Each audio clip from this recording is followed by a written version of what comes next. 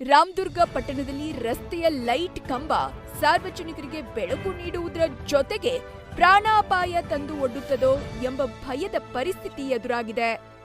ಹೌದು ವೀಕ್ಷಕರೇ, ರಾಮದುರ್ಗ ಪಟ್ಟಣದ ಮುಖ್ಯ ರಸ್ತೆಯುದ್ದಕ್ಕೂ ಬೆಳಕು ನೀಡುವ ಉದ್ದೇಶದಿಂದ ಸರ್ಕಾರವು ಹೈಟೆಕ್ ಲೈಟ್ ಕಂಬವನ್ನು ಅಳವಡಿಸಿದೆ.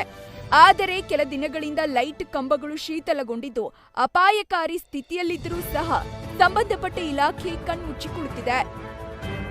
ರಾಮದುರ್ಗದ ಮುಖ್ಯ ರಸ್ತೆಯಲ್ಲಿ ಪ್ರತಿನಿತ್ಯ ಸಾವಿರಾರು ಪ್ರಯಾಣಿಕರು ರಸ್ತೆ ಸಂಚಾರ ಮಾಡ್ತಾರೆ.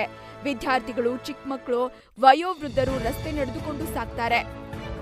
ಲೈಟ್ ಕಂಬವು ವಾರೆಯಾಗಿ ದಿನಗಳೇ ಉರುಳಿದ್ರೂ ದುರಸ್ತಿಗೆ ಬಾರದ ಪುರಸಭೆ, ತಾಲೂಕಾ ಆಡಳಿತ ಇನ್ನಾದರೂ ಲೈಟ್ ಕಂಬ ಬೀಳುವ ಮುನ್ನ ತೆರವು ಮಾಡಿ ಯಾವುದೇ ರೀತಿಯ ಪ್ರಾಣಾಪಾಯ ಆಗದಂತೆ ನೋಡಿಕೊಳ್ತಾರಾ ಎಂಬುದನ್ನ ಕಾದು ನೋಡಬೇಕಿದೆ.